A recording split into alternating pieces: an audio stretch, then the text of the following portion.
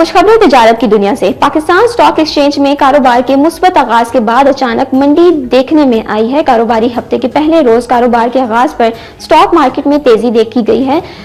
300 سے زائد پوائنٹس کے اضافے کے ساتھ پاکستان اسٹاک ایکسچینج میں 100 انڈیکس 1,18,796 پوائنٹس کی حد کو چھو گیا۔